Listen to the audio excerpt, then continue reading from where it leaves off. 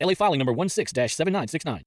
WNXX Jackson, KNXX Donaldsonville, and WDGL HD2 Baton Rouge. This hour brought to you by Spencer Callahan Injury Lawyers. LA 21 12681. Offices in Baton Rouge.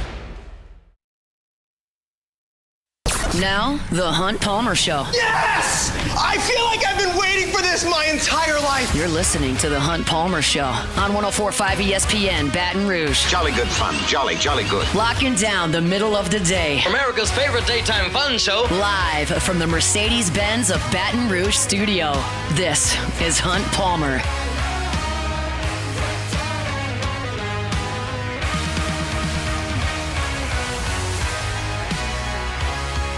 Welcome in. Hunt Palmer coming to you from the Mercedes-Benz of Baton Rouge studio downtown in the capital city on this Monday. It means we're brought to you by Gulf Coast Office Products. Got Jacob Beck and Cassie Spazzali back there on the ones and twos, and we're glad you're hanging out with us here as you get your work week off to a good start. It was not a good weekend in South Louisiana football land. LSU takes it on the chin, and the Saints are destroyed out in L.A.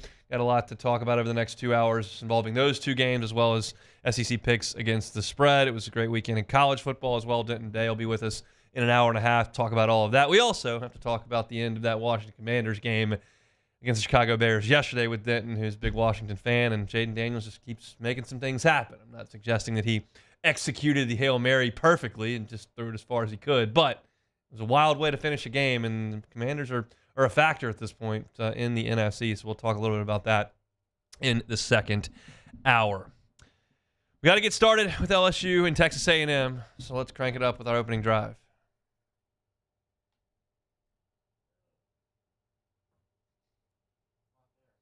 It's not there. Well, our opening drive is brought to you by Genesis of Baton Rouge, and we'll get started this way.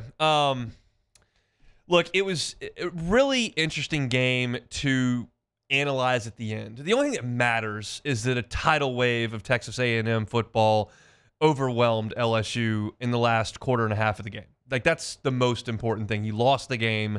You've lost the ability to control your own destiny in the Southeastern Conference. Your playoff hopes are dwindling to very little.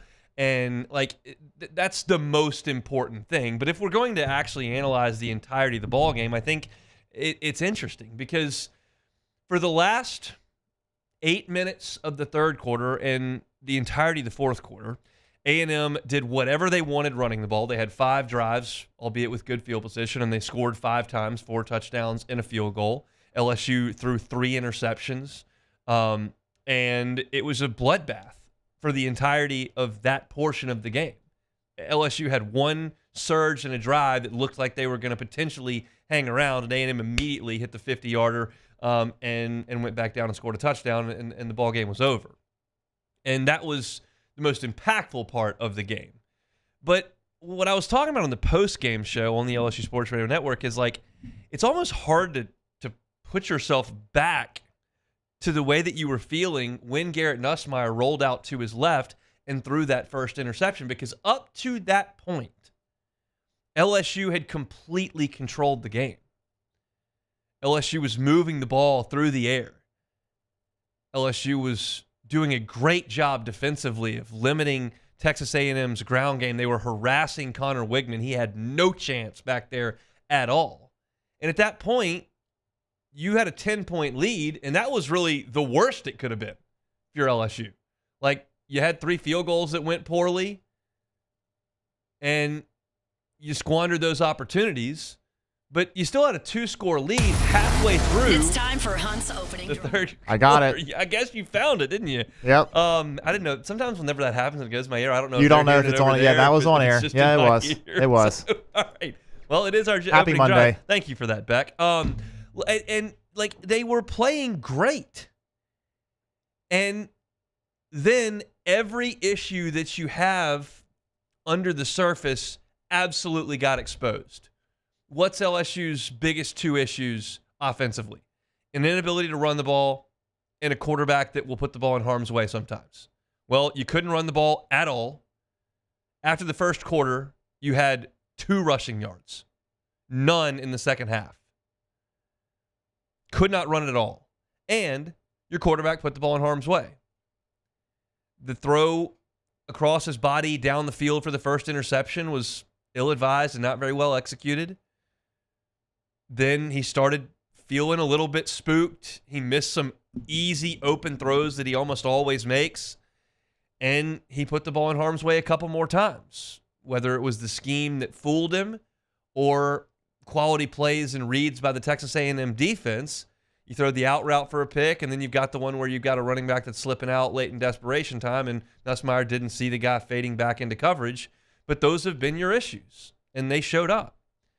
And then defensively, you didn't deal with a mobile quarterback. I wanted to, at some point last week, talk about the potential for Marcel Reed to come in. Because all week we did talk about Connor Wigman's schizophrenia. And I had a feeling, based on the way that LSU had played on defense the last two games against Ole Miss and Arkansas, that they were coming on. I had a feeling that LSU would play really well against Connor Wigman. And that's why I picked LSU to win by 2 scores. And when Connor Wigman came out of the game, LSU was winning by 2 scores. And we didn't talk about whether or not LSU could handle Marcel Reed. And the truth of the matter is, if you were just to go back 7 days, I realized that Taylon Green wasn't 100%, but he was out there and he was trying to move around a little bit. And LSU's defense played really well. They shut down an Arkansas running game that's created more explosive runs than anybody in the Southeastern Conference. And LSU only allowed 1 of those last week. So it stood to reason that the Tigers would do a pretty good job up front. And they got absolutely annihilated. Annihilated up front. And at that point, you couldn't reverse the tide. I don't know how much time LSU spent on Marcel Reed. It's been a very, very common theme and narrative in LSU fan base in the last 48 hours. So, well, they didn't prepare for the running quarterback. And they may not have. I don't know. I wasn't there. It just seems that a lot of people are absolute in their feeling that that's certainly the case. I don't know how often you prepare for a backup quarterback in a game week, especially when it's not coming off of a bye week or it hasn't been a 2-quarterback system the majority of the season. Yes, Marcel Reed did play in 3 games when Connor Wigman went down. He started those 3 games, but since Wigman came back against Missouri and Mississippi State, even in a game against Mississippi State where he struggled, they did not go to Marcel Reed. I asked Brandon Taylor and Marlon Favorite on the post-game show on Saturday, like, how much time do you think they spent on him? And they said they were aware of him, but probably not a ton. But it wasn't like Marcel Reed came out and was showing something that no one's ever seen before. Like, if you hadn't prepared for Darren McFadden's Wildcat offense when Gus Malzahn unleashed that, I mean, that's something that you would not know is coming. The read option, pretty common in college football. And that's what Marcel Reed was running. He was running a read option. There wasn't anything super tricky about it. What it was an A&M offensive line that lined up, whipped your butt, and a quarterback that did a good job of understanding when he needed to keep it and when he needed to give it. And LSU's front 7 couldn't stand up. And if you would have told me in August that would be the case, that Jacoby and Gillard would go down and Harold Perkins would go down and Texas A&M would show up in the second half and run right at you, I'd have said, okay, yeah, that makes a lot of sense. I don't know if Gio Paez and Ahmad Bro and Don McKinley and Paris Shand are ready to stand up to that rushing attack. That's probably the sore spot on this LSU team. That made sense in August. But against Ole Miss and Arkansas, LSU did a pretty good job with the running quarterback. Now, I realize what I'm about to say, so don't go nuts and overreact to it. It's just another data point. But, like, LSU did a great job against a running quarterback against South Alabama. I got it. It's South Alabama. Not the same. I know. But it's the same type of scheme. It's an assignment deal. So my point in saying that is, it's not like their heads should have been spinning, and I don't know if they were spinning. I think they got physically whipped. I don't think LSU was grossly underprepared to stop a read option quarterback. It's assignment football. They didn't reinvent the running game. I just think you got beat. And that's concerning and it's disappointing, but it was pretty easy to watch. And when you go on the road and you play a good team, which Texas A&M is a good team. There's a direct quote from me on Friday. I don't think Texas A&M is that good. I said that on the show. You can check the tape. I'll bring it right back up to you. And with Connor Wigman on the field, their offense is not good because he's not very good. But they have a good offensive line and a couple of good running backs, and Marcel Reed ran that offense masterfully. He only attempted 2 throws. You couldn't take away the bread and butter, and if you're not going to take it away, it's just going to keep coming. And that put LSU in a position where they became one-dimensional on offense, and that one dimension is throwing it, and it's all they could do. And Texas A&M has a good pass rush, and they got after it, and Nussmeier started getting spooked a little bit, and that crowd got into the game, and it was lights out after that. Absolutely lights out. So it was a really solid performance for LSU for 35, 37 minutes of game time. And then at that point, the last 20 minutes were a disaster, and LSU could not overcome that. It was an avalanche of Aggie football that LSU just wasn't prepared for. So that's the big picture of this loss to Texas A&M. There are some statistics that I didn't point to here that I'm going to get to in this next segment. I'm a little concerned with how number heavy it might get. I'm going to try my best to keep it general and not get too into the details. But if you want to read about it where numbers definitely play a little bit better, I've got a piece up at louisianasports.net right now that it details LSU's offensive issues, and they start really on first down. So I've got that up at louisianasports.net right now. You can go check that out. We'll get into it coming up next. Our opening drive every single day brought to you by Genesis of Baton Rouge. Every car on the lot at Genesis of Baton Rouge is online at genesisofbatonrouge.com. Our Monday show is brought to you by Gulf Coast Office Products. We'll come back, talk some more LSU football on the Hunt Palmer Show. The Hunt Palmer Show. One Bath and Closets. OneBathAndClosets.com is the website. David Duvall and his team, 30 years redesigning and remodeling bathrooms and closets. If you've got one of those tubs, it was real popular in the 90s, the big jacuzzi tubs that take up a lot of room in your bathroom, and you don't ever really use it, take it out. That space can be perfect for a walk-in shower. Transform that bathroom. Make it look different aesthetically. Make it function different. If you don't use the bathtub, why put it there? If you've got one of those small single showers that you don't love, there's not a lot of space there, David Ball and his team turn those into closets all the time, give you a little bit more space, and you can have that gorgeous shower because you took that big jacuzzi out. These are the kind of things he does all the time, and if you've never thought about it, have that consultation. Have David Ball and his team come out and show you what they can do. Doesn't cost you a cent. If you're worried about the cost of that renovation, they have financing options available. 18 months, 0% if you qualify. It's One Bath and Closets. The whole process starts at onebathandclosets.com. That's onebathandclosets.com. Bayou Chrysler Dodge Jeep Ram can get you in a new 2024 Ram 1500 truck for only $32,898. $32,898 for a new Ram 1500 truck. All new Bayou Automotive vehicles come with a complimentary 7-year powertrain warranty. The crew at Bayou Automotive is going to do right by you. I've been doing business with Luba for 25 years. They're dependable, trustworthy. It's just the attention to detail with our clients. Our folks have years and years of experience. They're highly trained professionals, but many companies have that asset. What I'd like to think makes Luba a bit different is that we use those talents in a way that truly is dedicated to serving the needs of the folks who depend on us. The Windsor Senior Living Community in Mandeville, Louisiana is a beautiful, vibrant apartment community geared toward seniors. They are nestled right in the heart of Mandeville, where seniors live a more carefree lifestyle in spacious apartments with the peace of mind that comes from having a little extra help. Call the Windsor at 985-624-8040 to schedule a lunch and tour. Come see how the Windsor can be your passport to peace of mind. Gulf Coast Office Products is a nationally recognized Savin office equipment dealer based right here in Louisiana. Over 100 employees strong, Gulf Coast has the boots on the ground to support all vertical markets, from education, engineering, legal, and finance. With the latest in office technology, from desktop to production segment units, Gulf Coast and Savin have the perfect fit for you. Call 225-756-2644. That's 756-2644 for Gulf Coast Office Products. Jerry and Benny Payne began Central Plumbing Company out of their driveway in Tanglewood Subdivision. 50 years later and 4 generations down the road, we continue to serve Baton Rouge and the surrounding areas for all of their plumbing needs. Residential, commercial, industrial, or hospitality, Central Plumbing is here 24/7, 365. We want to thank our customers, family, and friends for 50 years of success. And looking forward to 50 more.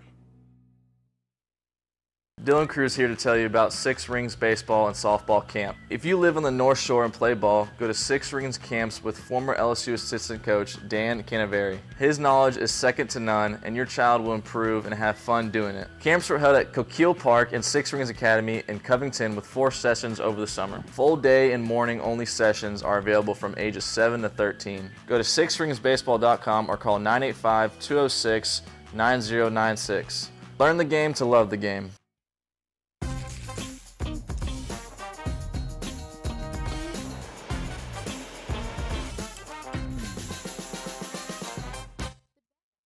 You're listening to The Hunt Palmer Show, brought to you by Gulf Coast Office Products. All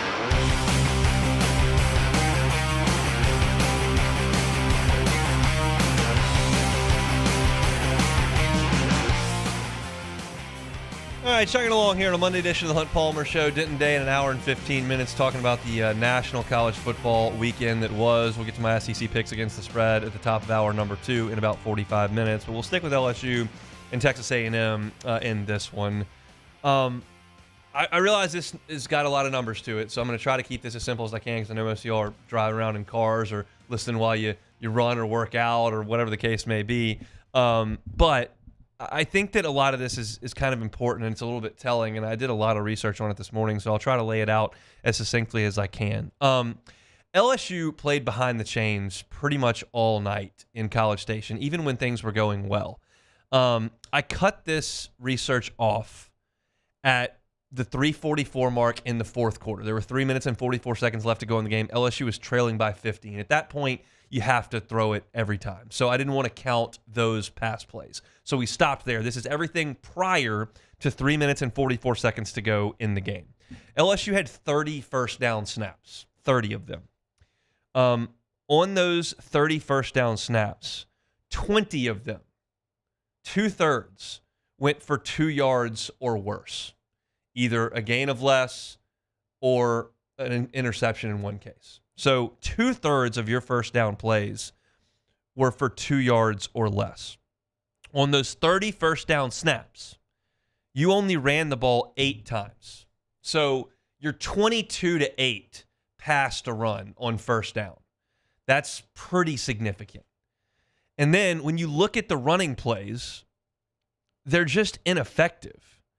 Only one of your 8 runs, one time, did you gain more than 3 yards. You had one 13-yard run. Every other run, all 7 of them, were for 2 yards or less. That's immediately putting yourself behind the chains when you try to run the ball. It doesn't matter if it's Caden Durham, if it's Josh Williams. Like, they just don't get any push against these good teams. And you look at the passing, and it's not exactly the model of efficiency snap to snap. LSU's got a good passing offense, and they threw for over 400 yards on Saturday. Now, they threw it 50 times, and you understand how that works, but still, there are plenty of offenses in the SEC that could throw it 50 times in Kyle Field and not throw for 400 yards. Like, they do move the ball, but you put yourself in such unadvantageous situations. It's just, listen to some of these numbers. You called pass plays on 22 first downs. One time you got sacked. The other 21, you threw it. Of the 21 throws that you made on first down, you only completed 9 of them. So you're hovering in the mid-40s as far as percentages goes. So if you look at that, you realize that you're in second or 8 and worse, 14 of your 22 pass plays on first down. That's 64% of the time on first down, you're at least at second and 8. And that's just a tough way to make a living. Now, LSU has kind of overcome this because still, when you look at what LSU's done offensively, they rank 4th in the SEC in points per game in league games at 30. And they've done that against the best run of defenses that anyone in the Southeastern Conference has played. When you look at conference games only, Ole Miss has the best scoring defense, number 1 in the league. Texas A&M is number 4 in scoring defense. South Carolina is number 5 in scoring defense, and Arkansas is number 6 in scoring defense. Your 4 games are against the top 6 in the league in scoring defense, and you're 4th in the league in scoring offense. Keep in mind, the rest of your schedule, Bama, 9th in the SEC. Florida, 11th in the SEC. Vanderbilt, 12th in the SEC. And Oklahoma, 14th in the SEC in scoring defense in league games. You're scoring 30 points per game, playing from behind the sticks. And you look at what LSU has done, even on Saturday, when you had all these numbers I laid out where you were behind the chains almost every time on first down, you still managed in this game to roll up a total of 429 yards and score 23 points with 3 missed field goals and a missed 2-point conversion. If you just kick the extra point and make 2 out of 3 field goals, that's 30 points on 429 yards on the road in the most hostile environment in college football this past weekend. That's not that bad. So they're not that far away from being a great offense. However, it would be ludicrous for me to sit here and suggest that they're going to figure something out with the ground game when you've looked at 4 of these 5 offensive linemen every single game for 2 years, and against elite fronts with pros, you haven't run the ball. Garrett Nussmeier has got to do a better job of taking care of the ball, but he is getting no help. None. Because you throw the ball far more often than you run it on first down. You put yourself behind the chains. You can't run the ball. He's got to do it all. Who's to say if you take his pass attempts down from 50 to 37 that he doesn't throw 3 picks? But you've got to drop back with defenses that know you're going to throw it and have him be perfect. He's got to be Superman. And it's fine to suggest that he's got to clean it up a little bit, but you also, in saying that, have to realize they're asking him to do everything. You ran the ball for 2 yards total in the final 3 quarters of the game. You've got to find a way to help your quarterback out. I think this is a fine illustration of it. On his first interception, you all know the play I'm talking about. I've referenced it twice in the first 2 segments. It's 3rd down and 2. They snap it to him. He gets a little bit of a rush off the offensive left side. He peels out. He's running towards the sideline. He tries to force it down the field. What if you could run the ball for 2 yards on 3rd and 2?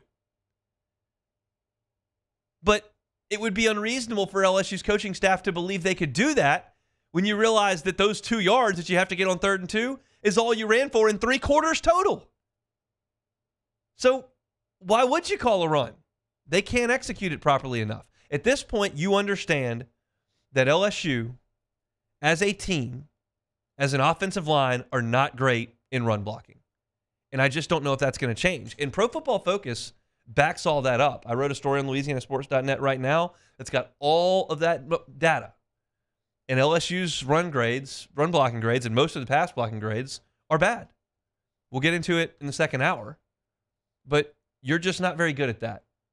So it feels like, to kind of put a bow on this entire segment, that this imbalance is just going to kind of be who you are. You can try to get Caden Durham involved, and yes, these defenses that you're going to see later are worse.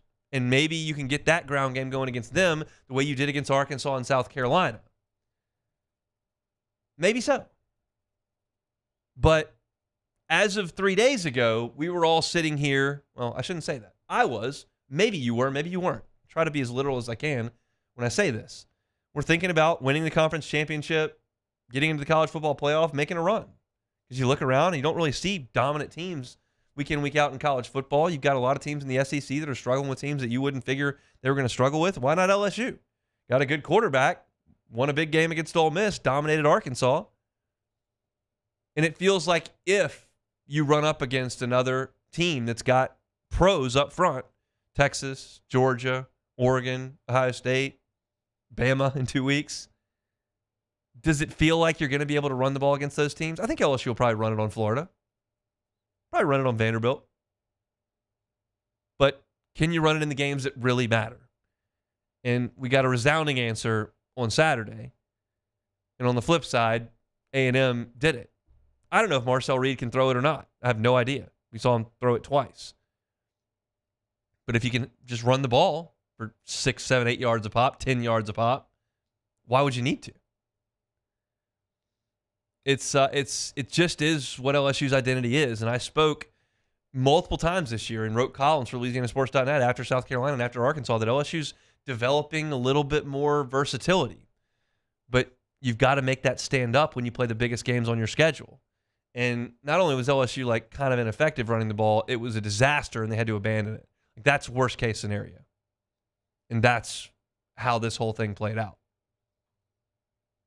I just don't know if that's fixable over the next 4 weeks. Feels like this is kind of what you are. And unfortunately, that means you're going to put almost everything on Garrett Nussmeier, which is a lot to ask of a quarterback in his first year as a starting quarterback in college football. And unfortunately, on Saturday night, he just wasn't able to do the things that he needed to do because you put too much on his plate. If you want to check out some of those numbers that I was talking about there and look at how LSU is handling things on first down, go check it out over at LouisianaSports.net. All right, that was not a super fun first half hour of the show, candidly. So let's talk about the Saints. That should really lift some spirits. That's next. The Hunt Palmer Show. This will lift some spirits. Genesis of Baton Rouge. GenesisofBatonRouge.com. When you think Genesis, you should think luxury, because that is absolutely a luxury line of vehicles, from their look to the way that they drive to the perks that come with the purchase. Talking about 10-year, 100,000-mile warranty, 3-year complimentary maintenance. It could be valet maintenance. But when I tell you luxury, you should think of all those things. Don't think, oh, well, I can't afford that. I would just suggest you go in and check it out, because you'll probably be surprised. The thing with Genesis is the luxury line at an affordable price. And the people there are fantastic. If you're buying a new car in Baton Rouge, the odds are you're probably going to end up on Airline Highway. That's just where most people do a lot of car shopping. And if that's the case, just make one more stop. Genesis of Baton Rouge, right there, Airline and PQ. Meet with one of their brand ambassadors. Get into one of these vehicles, get behind the wheel, and just see the difference. It's an unbelievable line of cars. They're on Airline at PQ, as I said, near Women's Hospital. And every single car that's on the lot is online at GenesisofBatonRouge.com. So go check those out. Get by the dealership. Become a Genesis driver. Genesis of Baton Rouge, GenesisofBatonRouge.com.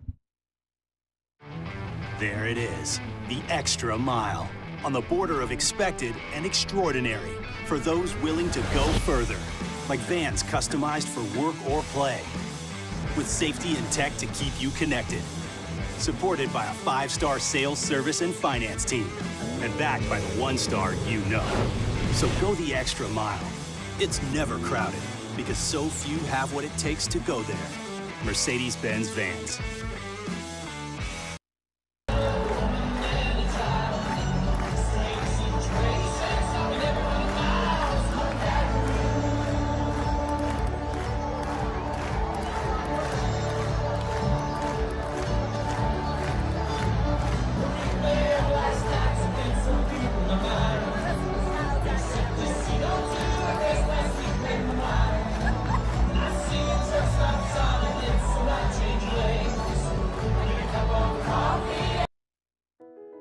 I've been doing business with Luba for 25 years. They're dependable, trustworthy. It's just the attention to detail with our clients. Our folks have years and years of experience. They're highly trained professionals. But many companies have that asset. What I'd like to think makes Luba a bit different is that we use those talents in a way that truly is dedicated to serving the needs of the folks who depend on us. Electricity is all around us, and our families depend on it. Every day is sparked by the power of a cold drink are a warm meal, a movie night, and a comforting light at the end of a dark hallway. From sunrise to sunset, playtime to bedtime, our team is ready to take care of your electrical needs. Even in the case of an after-hours emergency, the light in your life shines brighter with Mr. Electric. Breck teamed up to reimagine your parks, and you imagined big. With your help, we went to work, creating 12 beautiful community parks across the parish. A family-sized water park, miles and miles of trails, and parks just for your dogs. There are more places to splash, to explore, to run wild, and even soar. You imagined, we delivered. Gold. Breck, your #1 park system in the nation. Hey, it's Matt Moscona. For years, you've heard me tell you about Insurance Network of Louisiana, helping you find better coverage for less money. But it's not just for your home and auto. They also offer commercial property. So, retail stores, professional offices like doctors, dentists, attorneys, clothing boutiques. Insurance Network of Louisiana can find you better coverage for less money. They service the entire state of Louisiana, and they're local. This is the Hunt Palmer Show, brought to you by Gulf Coast Office Products.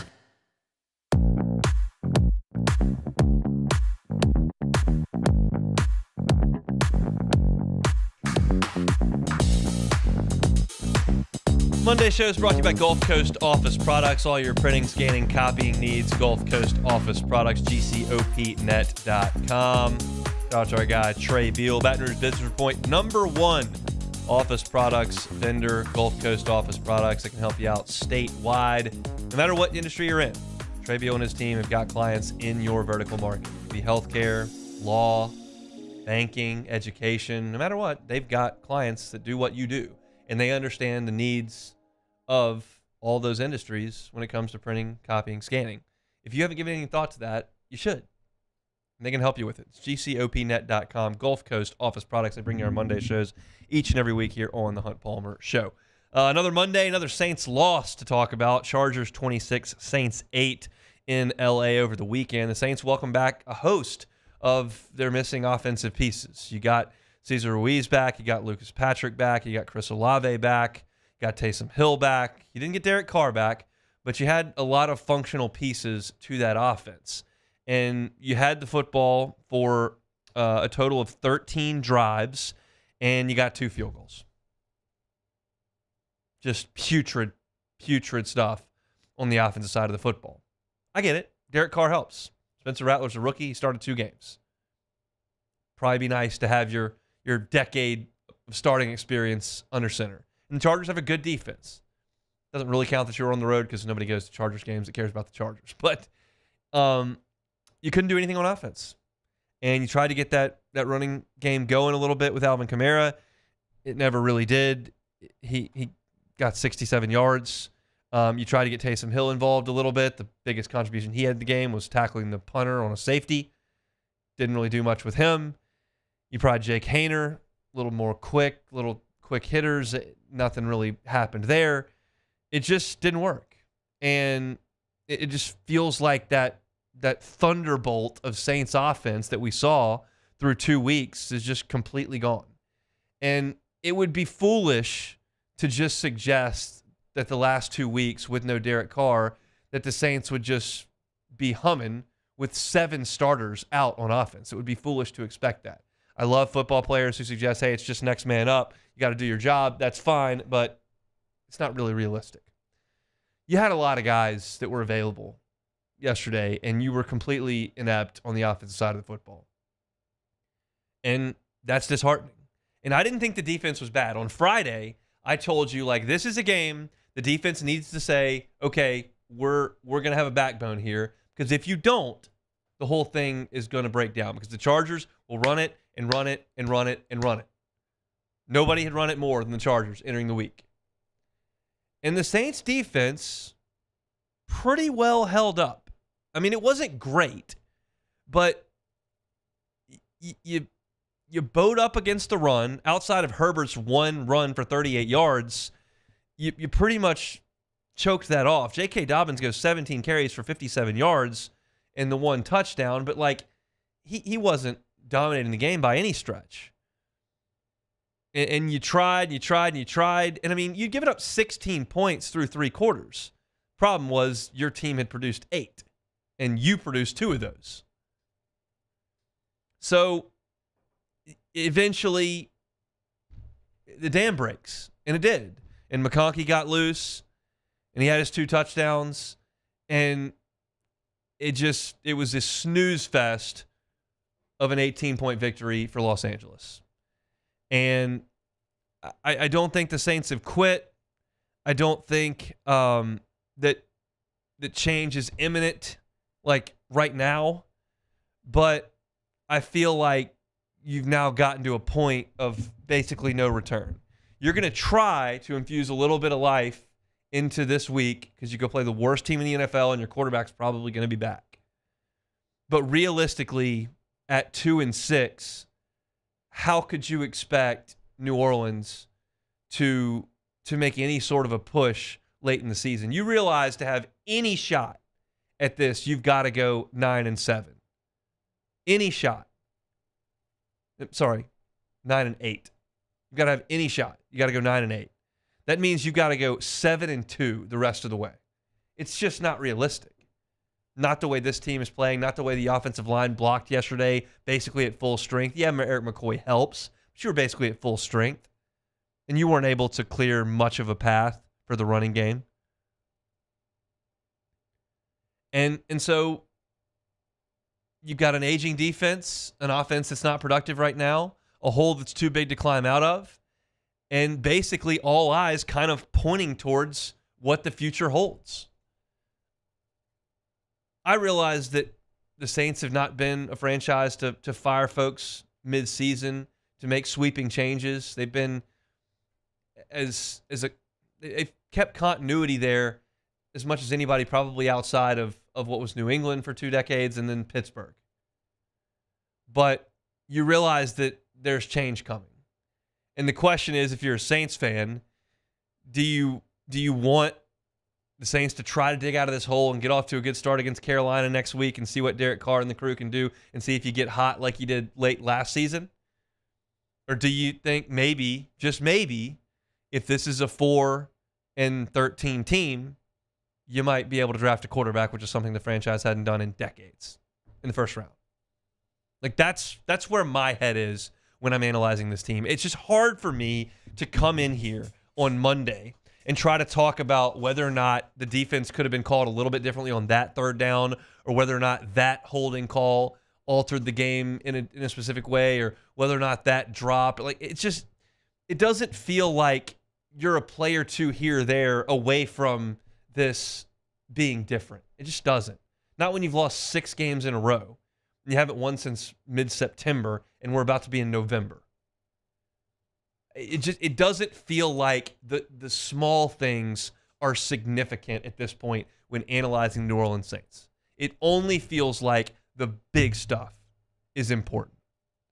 And the big stuff is, who's your head coach going to be and what's the direction at quarterback?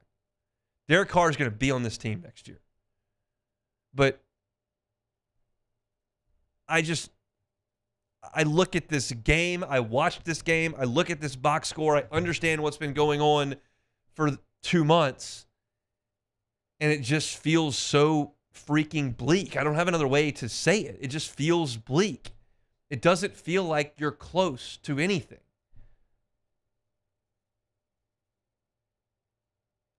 I mean, Beck, am I wrong in talking about this? Like, I thought about being like, you know, they just got dealt a crappy break with all these injuries, and they weren't in position to respond to their quarterback being out. And maybe this is actually, instead of a 2-6 team, it's a 4-4 team with Derek Carr out there. And I thought about trying to go down that road, and I'm going, that's not how I feel. I feel like they're not even close. No, it's not. They're not just Derek Carr away, because the defense is really not played well for the past 5 games. I mean, they've given up 26 or more in the last 5 games. So it was just a slow bleed yesterday. Yeah, they didn't get gashed like they did in the other games. It was just a slow bleed, and it really started when you couldn't hold the lead against Atlanta. and then it got really bad. And this was just, I felt like the defense showed up. Yeah, they did. But there was what are you going to fight for here? The Saints weren't going to score any points. No, that's what I was going to say is that when your offense is on the field for such a short amount of time and you have to keep going back out there after your offense goes 3 and out or gets to maybe a first down or two, and you have to keep going out there, you just lose your confidence or your will, because it's like, okay, even if we get a stop, like what's the offense can't do anything. What is this? What are we doing out here? And eventually you just get wilted down towards the end of the game, and that's what happened. So yeah, it's definitely not just Derek Carr, man. There's a lot of problems with this team. Which and goes back to a bigger point. The last thing on this game, you saw Spencer Rattler get benched. It was unreasonable to expect him to do a lot against Denver, but you had a long week to get ready against a team that was coming off of a short week.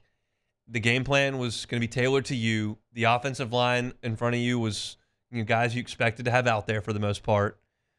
And he takes 3 sacks. He completes 50% of his throws. He didn't turn it over, which they talked about a lot, but there just wasn't any rhythm, any functionality to it. And look, I talked about this as well when they drafted him and then in the preseason games. Like, I think it's always worth a flyer on one of these guys late, because if you end up with Dak Prescott or Brock Purdy or Kirk Cousins or one of these guys that you take a little bit later in the draft and it does hit, it's just such a massive advantage for you from a salary cap perspective to have a productive quarterback on a rookie deal for no money. And so it was exciting to an extent to maybe see him get his chance. But I didn't really see anything in 2 games that would lead me to believe that Spencer Rattler has a really bright future as the starting quarterback of the New Orleans Saints. Like, that just seems like a far-fetched idea. Again, it's 2 games, and there are plenty of guys that have gotten off to rocky starts to their NFL career and gone nuts. Jaden wasn't great in his first game against Tampa, but I just don't see a lot. Maybe not, but again, I still every time I talk about rookie or we talk about rookie quarterbacks, I just always go back to what situation they're in. Yep. And Spencer Rattler, this was probably his best opportunity in terms of the health of the team, but other than that, it's just not a great situation. No, it's not. And it's none of this is great. It's just the whole thing is a bummer. And I just don't see a small talking point that's worth drilling down on. Not really. To me, feels like it's all 30,000 feet and the whole thing is an issue. It's when you're losing by multiple scores every game, week, every single week in the NFL, you're not looking at, maybe if the offensive line plays better, or maybe if they don't turn it over, or maybe if the defense gets a stop. That's not what we're looking at. We're looking at a lot more. Ross Jackson wrote in his column that went up late last night and has certainly been on LouisianaSports.net today. It's like you were hoping that with a defense full of guys that have been really good players throughout their career and a defensive coach that's had a great defense in New Orleans his entire time here, that you could plug a new offensive coordinator into a veteran quarterback and that you would fix the offense and you would be in the discussion at the top of the NFC. And instead, you look here as the calendar turns to November, and you're in the conversation right now with the Carolina Panthers and the Jacksonville Jaguars and these teams at the bottom of the NFL that have no hope. And that's kind of where the Saints are. And so you've got an opportunity to go play Carolina this week, which is good. You're going to get your quarterback back, we all think, this week, which is good. But at this point, the hole's just too big. You're too deep in it to claw your way out, I think. And that's the bummer of this entire situation. So we'll put a button on that. Saints lose to the Chargers 26-8. They fall to 2-6 on the season, 1-6 away from home, and they will now travel to Carolina coming up this week. Come back and close out hour number 1. It's a Monday edition of the Hunt Palmer Show. The Hunt Palmer Show. Audio Video Security Solutions, avssla.com. Was hanging out in the backyard a good bit yesterday. Myers man was hitting some baseballs. We were avoiding bees, trying not to get stung, which is important when you got a 3-year-old. And while we were out there, I was cranking some tunes because I didn't really want to deal with any football or podcasts at that point. I just wanted to listen to some music. So we did, and all of that we can do outside at our house is thanks to the folks at Audio Video Security Solutions. They came out to our house. They put those speakers on the back patio, and I can control all of it right there from my app. I was just scrolling through. You can control the volume, control what station you use, what app you use. You can listen to us outside if you want to.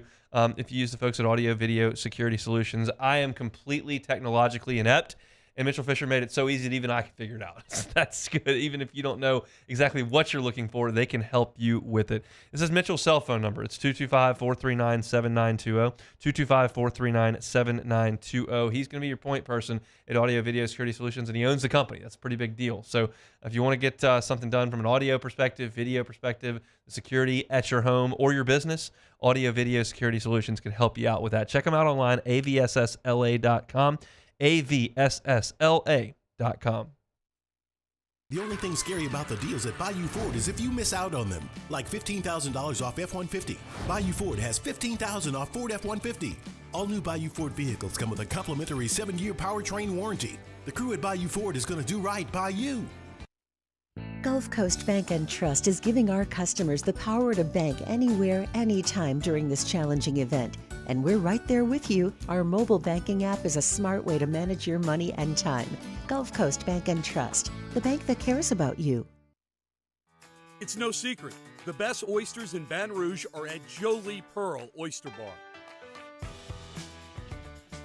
Enjoy mouth-watering South Louisiana flavor and oysters from all over the country. And don't forget our nightly drink specials.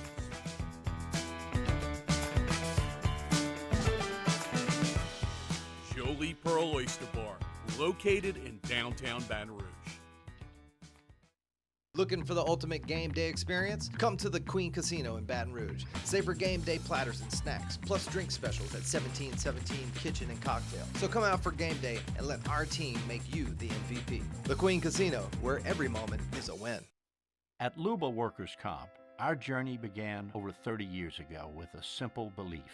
Our clients come first. At Luba, our business has always been focused on people, not policies. Through every success and challenge, we've continued to grow because we've stayed true to our values, committed to providing you with genuine dependability. Because your well-being is more than a priority.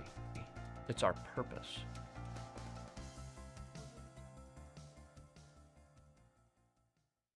Gulf Coast Office Products is a nationally recognized Savin office equipment dealer based right here in Louisiana. Over 100 employees strong, Gulf Coast has the boots on the ground to support all vertical markets, from education, engineering, legal, and finance. With the latest in office technology, from desktop to production segment units, Gulf Coast and Savin have the perfect fit for you.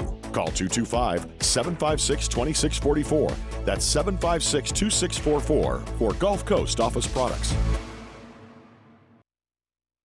Jerry and Benny Payne began Central Plumbing Company out of their driveway in Tanglewood Subdivision. 50 years later and 4 generations down the road, we continue to serve Baton Rouge and the surrounding areas for all of their plumbing needs. Residential, commercial, industrial, or hospitality, Central Plumbing is here 24/7, 365. We want to thank our customers, family, and friends for 50 years of success. And looking forward to 50 more. At Relief Windows, we're more than windows. We're windows, doors, hardy plank, and vinyl siding. But our number one product is always customer satisfaction. You're listening to The Hunt Palmer Show, brought to you by Gulf Coast Office Products.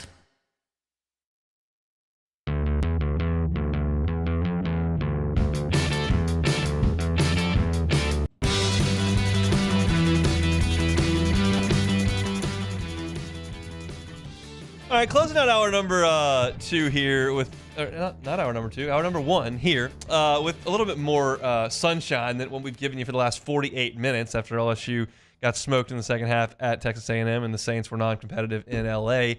Lane Kiffin's big mad, Beck. Is that what I'm hearing? Yeah, he's upset. You got some sound play? Yeah, check it out. That's been proven for a long time, and so who won at night? LSU gets to play at night again, I guess. Shocker. So that's 2 for 2 for them. it is an advantage. I feel bad for our fans, you know, not have one night conference game is really unfortunate for them, and so whatever. It's just really disappointing, but it is what it is. Okay, Lane's referencing their game times announced for 2 weeks from Saturday. That is LSU and Alabama, 6:30 kickoff in Tiger Stadium. Ole Miss will welcome Georgia in Vaught-Hemingway, and that'll be an afternoon kickoff there. And he's not thrilled about that. And I sympathize with him almost a fraction, but not really. The television networks control this whole thing. And the fact of the matter is that LSU and Alabama are two massive brands with multiple national championships over the last 2 decades, and Ole Miss is not on that level nationally, and they want national eyeballs. I will watch Ole Miss and Georgia if they play at 11 o'clock in the morning or 11 o'clock at night, because I'm an SEC football guy, and I would love to watch that game. But I think if you're talking about folks nationally, Ole Miss may not garner quite as much attention as LSU and Alabama do. Whether or not you believe that Ole Miss is better or worse than LSU or Alabama this year, that can be debated plenty. But he did have a chance to come to Tiger Stadium at night, and his team didn't get it done, even though he had a lead for the entirety of the game, basically. And LSU did. And now LSU's got an opportunity to host Alabama at night. The SEC is not stupid, and they are going to do some things that how should I phrase this? I don't think they're trying to give teams advantages. I do think they appreciate the tradition and national relevance of Saturday night in Death Valley as opposed to Saturday night in Oxford. And they're going to showcase that. You've got 103,000 seats here, and the one in Oxford's got 60. And I just feel like that's part of it. Until you can earn your way out of that, it is what it is. I mean, keep in mind, LSU played a pretty important game 2 years ago here against Tennessee at 11 o'clock in the morning. It's not unheard of. LSU played Florida at 11 o'clock in the morning a couple years before that. We've seen that before. LSU had to host UCLA in the afternoon as well. So LSU doesn't get all their games at night, but I think that LSU has built itself into a brand that is nationally relevant, and the league wants to showcase that on its primetime slot. And you know, I think Alabama and Georgia are probably on level footing at this point, so it's not just that you're giving a hat tip to Alabama, but it's not like Ole Miss is playing Georgia and LSU is welcoming in Vanderbilt, who's a nice story this year, and they just put LSU at night and stuck Ole Miss in the afternoon. It's a pretty big game. Well, here's the thing, too. If you're Ole Miss, hey, Lane, if you're undefeated, it's probably a night game. Yes, that's right. So win the games, and you'll get a night game. If you lose, how's he supposed to beat Kentucky, Beck? Well, it was in the afternoon. That's true, Hunt. So maybe if that was a night game, they would beat Kentucky. That's a good point. I was trying to come up with something quippy to say about Kentucky football, and there was just nothing there. Yeah. Nothing on the tip of my tongue to talk about Coach Stoops' program at that point. But it's going to be a heck of a day of football watching during that window. That day of SEC action is fantastic. I've got the tweet here that's got all the games. So if you're an LSU fan and you are coming to the game, you can watch some morning action. It's Florida at Texas, which may not be super competitive, but Florida is playing a little bit better at this point. That game will be at noon Eastern in Austin, so 11 o'clock our time. Then in the afternoon window, you've got Georgia at Ole Miss on ABC at 2:30. South Carolina and Vanderbilt, kind of a nice game right there at 3:15 in the afternoon. Then in the night window, you got LSU and Alabama at 6:30. You've got Oklahoma at Missouri that's been flexed with Mississippi State and Tennessee. Those games will kick off right around the time LSU is playing as well. So if you're an LSU fan and you know you're going to lock in on LSU and Bama, you got Florida and Texas in the morning, then Georgia, Ole Miss, and South Carolina Vanderbilt in the afternoon, leading you up to LSU and Alabama on a Saturday night in Death Valley. That'll be an ABC kickoff, and I'm sure that Fowler and Herb Street will be here for that one. Should be quite an environment. I got asked actually at the site we were doing the pregame show on Saturday, we were doing the postgame show, and somebody said, "Do you think anybody's going to go to the Bama game? Is it still going to be a fun environment?" I was like, "It should be. You're not toast yet. This is a 12-team playoff. There's a lot of teams that have 1 and 2 losses, and Alabama's one of those teams that has 2 losses that you could put firmly behind you and knock them out. And then Tennessee's still got to play Georgia. Ole Miss has still got to play Georgia. And you look around and you got to see, what teams like Indiana do, what teams like Penn State do, what BYU. teams like BYU. Yeah, I mean the Big 12. We'll see. Like somebody's got to win that league as well. But I'm just thinking Penn State and Indiana are not going to win their conference. You figure that's those are potential at-large teams. You're in it, and you will be in it when you kick off against Alabama. You just got to win that game. And if you can go to selection, what day is that? I don't even know. Selection Sunday, I guess it is. If you can get there and you can put a win over Ole Miss and a win over Alabama on your resume, I think those are pretty good wins. And your loss at College Station is not going to hurt you. And then your loss to USC is not very good. So that it was away from home. It just kind of is what it is. I think the crowd will be very good for that game against Alabama. It generally is. I haven't seen Alabama in Tiger Stadium in, I guess that makes it 6 years now because I had COVID in 2020. So I did the pre- and post-game show in pajamas from my kitchen table on Zoom. And then last time I had a wedding in the family. So I'm excited to get in there for LSU and Alabama. I'm imagining 100,000+ of my closest friends will be there as well, and it should be a heck of an environment there. So, again, 6:30 kickoff for LSU and Bama inside Tiger Stadium. That's it for hour number 1. Our Monday show is brought to you by Gulf Coast Office Products. If you missed any of the first hour, catch it on demand. We reacted to a bunch of negative stuff in football land, and you can find that wherever you find your sound. We'll pause for Sports Center when we come back. My SEC picks against the spread. We'll talk about the SEC games that were on Saturday. It's the Hunt Palmer Show. The Hunt Palmer Show. Make LeBear's Baton Rouge your game day headquarters this season. They got the biggest screens around, and now you can bet and dine at ESPN Bet in person. Tigers are off this coming week. If you just want to watch some football and not have to be stressed over every snap, ESPN Bet, pretty great spot to watch all of these games over at LeBear's. And I always tell you to sign up for the Cover 5 SEC contest. You go to the Cover 5 app, click on Join a League. You're probably a little late to get the season-long prizes, let's be honest. Unless you just run the table for 4 weeks, you're probably not going to get there. But you can compete against me week over week, like more than 100 of our listeners do, and you can win weekly prizes. So if you're not a member, get the Pin Play app today. LeBear's Baton Rouge, your live sports headquarters. Must be 21 years or older. If you've got a gambling problem, they invite you to call 1-800-589-9966 for help. That's LeBear's Baton Rouge ESPN Bet. Download the Cover 5 app and get involved in the contest today. You enter that code LABRSEC24. That's LABRSEC24. I've been doing business with Luba for 25 years. They're dependable, trustworthy. It's just the attention to detail with our clients. Our folks have years and years of experience. They're highly trained professionals. But many companies have that asset. What I'd like to think makes Luba a bit different is that we use those talents in a way that truly is dedicated to serving the needs of the folks who depend on us. It's an everyday thing here. We work horses in the mornings and we work on the property during the day, and without these John Deere tractors, it'd almost be impossible to keep up with the place. I've dealt with some of the other colors and stuff, and I never really got the response back that I get from John Deere, We really enjoy dealing with Sunshine. They're good people. They always check on us and make sure our equipment's running, and we love them. Flip the switch and learn more about what it means to be powered by Sunshine at sunequip.com.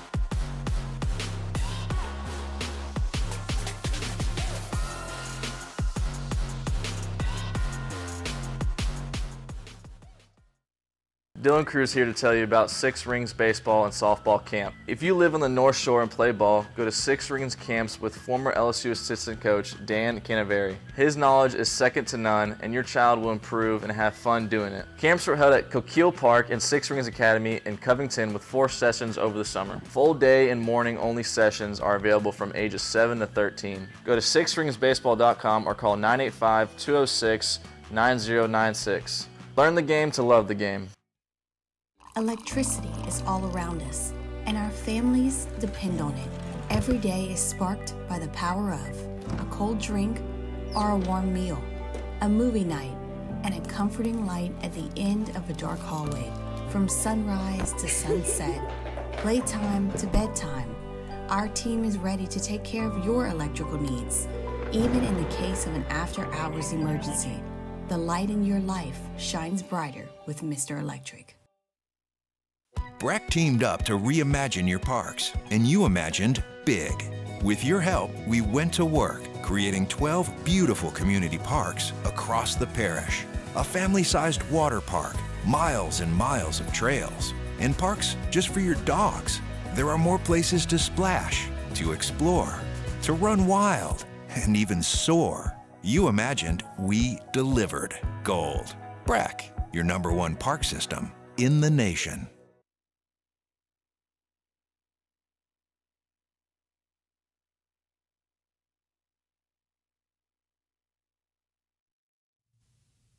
This is SportsCenter. I'm Christine Lisi. Another trade by the Chiefs for their playoff push. Acquired pass rusher Joshua Uche from the Patriots for a 2026 sixth-round pick. Last week, Kansas City acquired receiver DeAndre Hopkins from the Titans. Giants quarterback Daniel Jones, despite being pulled in the fourth quarter last week, is not expected to be on a short leash against the Steelers on Monday Night Football. This season, Jones 6 touchdown passes and 4 interceptions. 8-time Super Bowl champion Bill Belichick. Offensively, I think this is a tough matchup for the Giants' offensive line. Steelers' defensive line front is really good. Highsmith and Watt on the edge, Hayward inside. I mean, they're tough to handle. Giants have the major question at left tackle and at right tackle with Watt. So I think that the Steelers will try to dominate the line. Bill Belichick on the Pat McAfee Show. Monday Night Football, Giants, Steelers, 8 Eastern, ESPN and ABC. The Browns staying with Jameis Winston as QB1 after the upset win over Baltimore. Dodgers in the driver's seat in the World Series, up 2-0 at the Yankees in Game 3 tonight, 7 Eastern, ESPN Radio. Why pay more for a great shave? Choose Barbasol, America's #1 brand of shaving cream. Barbasol's thick and rich lather gives you a close, comfortable shave for just half the price of gels. Barbasol.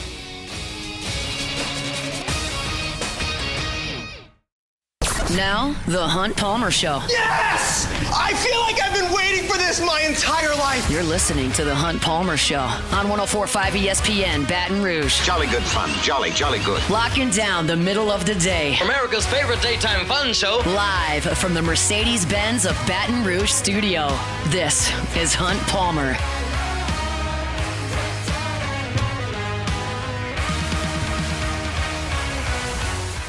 Hour 2, Monday edition of the Hunt Palmer Show, 104.5 ESPN Baton Rouge. Hope your work week's off to a good start. Thanks for hanging out with us here on ESPN Baton Rouge. Denton Day in 30 minutes, talking about the national college football landscape, and I'm sure we'll talk Washington Commanders as well. Hail Mary lands in our nation's capital. Jaden Daniels got that team playing really well and stole one yesterday from the Chicago Bears. We'll talk about all that with Denton coming up at the bottom of the hour. This is the part of the week where we always talk about Southeastern Conference and what was happening over on Saturday. We look at my picks against the number that I give you each and every Friday. Beck, I got a text from you midday. You did. Said things weren't going so hot. They weren't. You were 0-2. 0-2. Oklahoma and Ole Miss. I had Ole Miss laying 20. They couldn't score and didn't do a very good job there, but thankfully Oklahoma didn't score either. They almost had a chance to cover late. Didn't get it done. Then I had Mississippi State +6. They almost covered. No. No, they did not almost cover. They No. got absolutely creamed. Just about gave up 60 points to Arkansas in Starkville. I listened to a Mississippi State postgame show that Robbie Falk did yesterday on the way back from where we did the pre- and postgame show, and it's bleak in Starkville at the moment. They were feeling a little bit better because they were playing a little bit better. They were still losing every week, and then you just get smoked in a game that you feel like you might be able to win. Like, this is not the same as playing Georgia. It's not the same as playing Texas. Like, you feel like, okay, maybe there's a shot against Arkansas, and then you just can't get a stop. That's tough. So I was 0-2, but after lunch, we hit the stride. We had Bama laying 17. After going back and forth on that one, back and forth, you hated the fact that I went back and made that pick. Hunt, but you know what? I was absolutely just completely misjudging there, and That's right. You got it 100% correct. Nailed it. Got Bama -17. Took Vanderbilt +18.5. They easily got there against Texas. Almost won that game. And then Auburn and Kentucky. I kind of been riding Auburn a lot lately. They hadn't been really paying me back on it, but they did. They finally returned the favor. Got their first win. They finally gave the ball to Jarquez Hunter, which we'll talk about he's in a pretty second. good. So. And he's ran for 1 billion yards, and they beat Kentucky pretty badly. And it feels like I don't know. Let's start with Auburn and Kentucky. I wasn't planning on that, but I just have a kind of a train of thought that I want to run with there. Like, does it matter to Kentucky fans that Mark Stoops took the A&M job and now he's back at their? It probably, and then he's not winning. I mean, I can't. They one good week this year. I can't see a way that it doesn't affect his long-term longevity at Kentucky. I mean, that has to be factored into it. It's just like, it's just one of those deals that I just don't think you can ever regain the trust unless you just start winning like crazy. Yeah. And let's be honest, like, nice effort in Vaught Hemingway a few weeks ago, but you got annihilated at Florida. You got annihilated by South Carolina. You got annihilated by Auburn. Like, these are not even the cream of the crop in the Lost league to we're Vandy. talking about. I mean, they played Georgia tough, but they lost to Vandy in a game that they were out physicaled in. Like, it's just not very good. Nope. So I just feel like it's a weird time there. But yeah, Hugh Freeze, who apparently did not travel with the team, he was sick, so he had to fly on a different plane. But I guess if he, got the game plan put in, it was, hey, give the ball to Jarquez Hunter, which they have not done a lot of this year. They did way more of in that game, and he runs for over 2 bills, and he gets them home with an easy win there. So that was I thought we would see more of that from Auburn throughout the season, quite frankly, and they've just been bad, and the turnovers got them early, and then there were just some bad play. Defense was better in this game against Kentucky, and they beat them 24-10. Let's talk about Missouri and Alabama, because I don't believe that the scoreboard adequately reflects what this game looked like. I watched almost all of it inside the sportsbook we were at on Saturday, and it looks like Alabama just completely controlled the action from start to finish, did whatever they wanted. 34-0, okay, yeah, the defense did. Now, Brady Cook went out of this game. He just couldn't play, and they brought in Drew Pine, who is one of the worst quarterbacks I've ever watched in an SEC game. He threw 3 interceptions. He was 6 of 12 for 42 yards, and they had no chance to do anything. That said, like, Bama's offense was a little bit clunky in this game. Jalen Milroe was just missing wide open dudes. And we're going to spend a ton of time talking about Jalen Milroe next week in front of LSU and Alabama. But this week, man, like, it just, his box score's not that bad. 16 of 26 for 215, no touchdowns, no picks, and he ran it 11 times for 50 yards and a score. Like, that all looks like pretty solid play, but it's just the optics of it. He had guys running open against this Missouri secondary, and he couldn't hit them. It was not like, oh, there was one bad throw. I'm sitting next to Brandon Taylor, and we just keep tapping each other on the elbow on the air like he can't hit anybody. And it's just, he hasn't seemed to evolve as a passer. The question was, is Kalen DeBoer going to unlock something in him the same way he did with Michael Penix at Washington? And the answer to this point has been no. Like, Milroe's still a freak athlete running it. He still hits some deep balls from time to time. But, like, his play from the pocket, inconsistent, I think. Yeah, is just generally not that great. Like, it's not that he can't make throws, because he does get a clean pocket a lot. He does have a big arm. And, like, every once in a while, he hits, like, 2 or 3 in a row, and you're like, okay, that looks really good. And then there's, a 12-yard out route, and the ball goes flying over the bench, and you're just like, what? There's a guy that's running like a square in 15 yards down the field, and the ball skips to him. And it's like not even close. And I saw a ton of that in the game, and that doesn't really matter because Missouri threw for 72 yards in the game. But it just, to me, nice win by Alabama. You'll take any win you can get at this point, especially an easy one considering you've been in dogfights with South Carolina and teams like that. But it didn't look 34-0 to my eye. If you had taken the score bug down, I would have said, yeah, it's not a great effort by Alabama. So we'll talk about it more next week, but not the cleanest 34-0 I've ever seen. Vanderbilt continues to acquit itself incredibly nicely. Like, it was a good story that they popped up one day and beat Alabama, but the fact of the matter is that they're now showing up every single week and playing a good football game. And you can talk about whatever you want with Ball State. That wasn't great. But, like, they went up there and physically whipped Kentucky. They beat Alabama. They played a tough game against Missouri. They could have won that went into overtime. And they beat Virginia Tech. And now they play Texas, who should have been kind of ticked off and had half the stadium in burnt orange in Nashville. and you look up and it's a 27-24 game. Pavia makes that first play to run for the touchdown down the right sideline, and you kind of think, God, this guy's going to do this again. But Vanderbilt had a tough time slowing Texas down. They got the 2 turnovers, but they didn't do a great job of limiting the Texas offense, and it was left on Vanderbilt's offense to continue to respond, and I thought they did.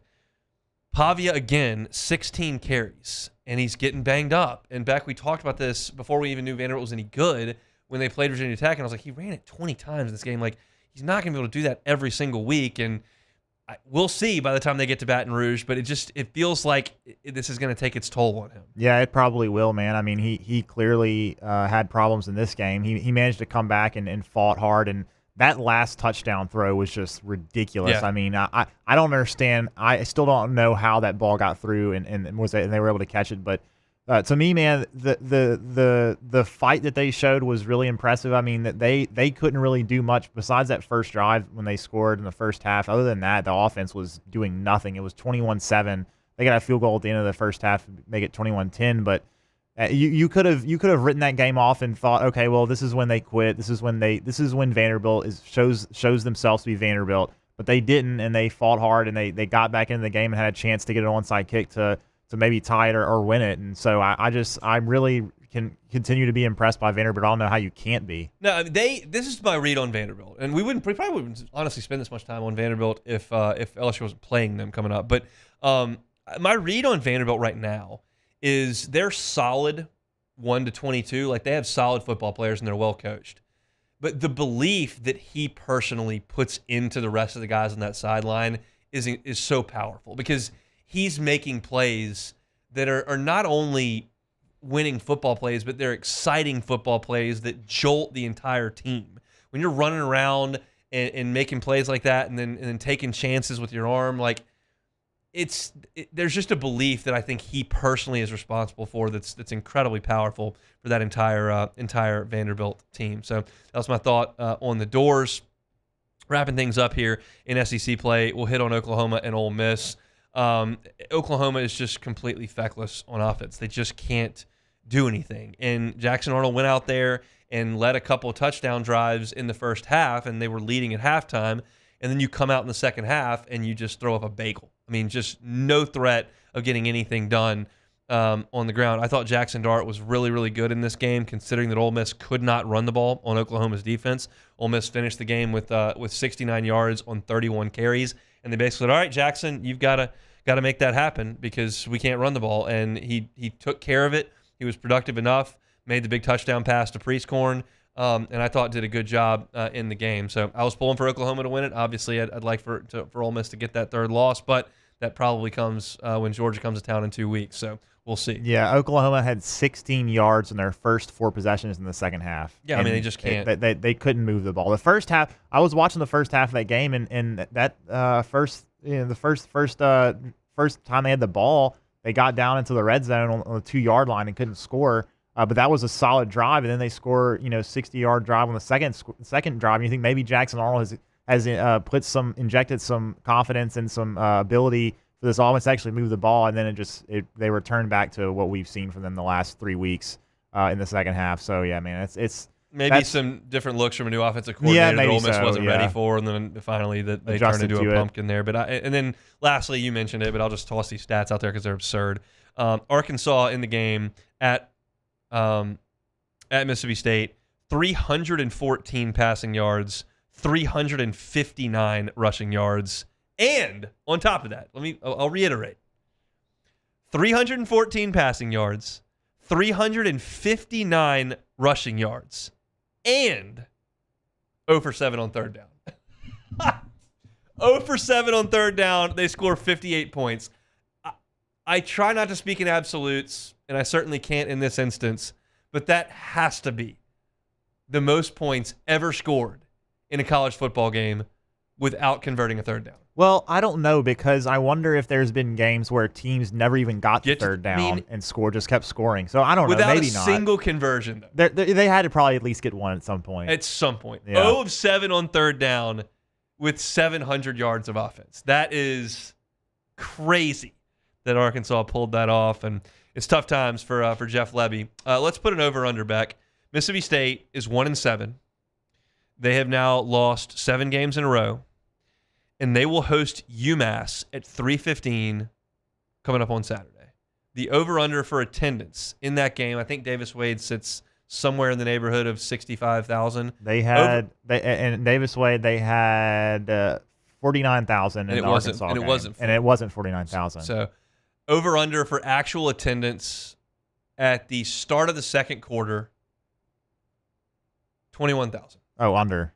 Under 21,000. I remember there was a Texas A&M game a couple of years ago. Maybe it was COVID. I don't remember what year it was, but there was a Texas A&M game where they were playing somebody like that at the end of the year, and people were posting pictures of the stadium, and there was like maybe a couple thousand people in there. I mean, it's was it just the end of the Jimbo era? Yeah, I think it was maybe. And it was a non-conference game. When the coach loses the fan base, that's a tough scene. Yeah, and I don't know that Jeff Lebby's lost the fan base, but they're not excited for UMass. UMass is one of the worst teams in the country. Yeah, and you're just not going to get anybody to show up for that.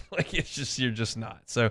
That's a look around the Southeastern Conference. Pro Football Focus grades the LSU players every single week. I know that some people think that that's really interesting stuff. I know that some people think it's completely stupid. Doesn't matter what camp you're in. But I will say this. I write a piece for LouisianaSports.net every single week about the Pro Football rankings. And most of the time, whatever you thought watching the game is reflected in those grades. I think that it's pretty accurate based on that. And I thought that the illustration that Pro Football Focus had of LSU's game on Saturday in College Station was pretty much to a T what we watched. So I'll get into some of that and paint that picture for you when we come back. The Hunt Palmer Show. The Highland Insurance Group, HighlandIG.com is the website. If you're a business owner and I say EPL insurance, do you know what that is? If I say cyber insurance, you know what that covers? If I ask about your D&O policy, do you know what that is? If you do, that's awesome. If you're a business owner and you don't, I would strongly suggest you get to figuring that out. And to do so, contact the Highland Insurance Group. You need to have an insurance broker on your team that you can trust, that can make sure that your business is put in a proper position in terms of your insurance program. And the Highland Insurance Group can do that. Jonathan Carbo and his team constantly are talking to me about how you ought to trust your insurance broker like you trust your attorney. When things go badly and you maybe don't know exactly what's going on that side of things, you trust your attorney to make things happen and do the right thing, to represent you. That's what an insurance broker does in the marketplace and in a claims situation. They make sure that you're paying the proper amount of premium for the coverage that you need. They make sure that coverage is in place and that claim is paid in the event that something bad happens. The time to look at your insurance program is not after the claim. It's right now in front of the claim. And the Highland Insurance Group can make that happen for you. Check them out online, HighlandIG.com. It's the Highland Insurance Group right here in Baton Rouge, HighlandIG.com. When you can't rely on technology, you can rely on Mountain Cold Refreshment. Dave's back on. Coors Light. Choose chill. The only thing scary about the deals at Bayou Ford is if you miss out on them, like $15,000 off F-150. Bayou Ford has $15,000 off Ford F-150. All new Bayou Ford vehicles come with a complimentary 7-year powertrain warranty. The crew at Bayou Ford is going to do right by you. At Relief Windows, we're more than windows. We're windows, doors, party plank, and vinyl siding. But our number one product is always customer satisfaction. Visit us online at reliefwindows.com. Oh, by the way, we do shutters too.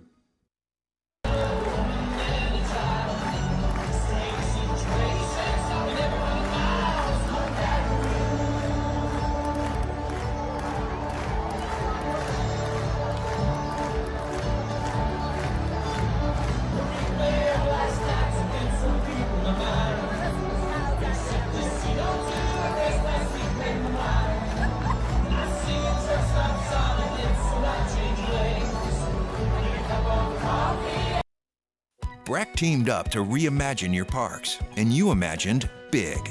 With your help, we went to work, creating 12 beautiful community parks across the parish. A family-sized water park, miles and miles of trails, and parks just for your dogs. There are more places to splash, to explore, to run wild, and even soar. You imagined, we delivered. Gold. BRAC. your #1 park system in the nation. I've been doing business with Luba for 25 years. They're dependable, trustworthy. It's just the attention to detail with our clients. Our folks have years and years of experience. They're highly trained professionals. But many companies have that asset. What I'd like to think makes Luba a bit different is that we use those talents in a way that truly is dedicated to serving the needs of the folks who depend on us. Hey, it's Matt Moscona. For years, you've heard me tell you about Insurance Network of Louisiana, helping you find better coverage for less money. But it's not just for your home and auto. They also offer commercial property. So, retail stores, professional offices like doctors, dentists, attorneys, clothing boutiques. Insurance Network of Louisiana can find you better coverage for less money. They service the entire state of Louisiana, and they're local. So call today at 293-0450 or lainsurance.net. Bayou Chrysler Dodge Jeep Ram can get you in a new 2024 Ram 1500 truck for only $32,898. $32,898 for a new Ram 1500 truck. All new Bayou Automotive vehicles. This is the Hunt Palmer Show, brought to you by Gulf Coast Office Products.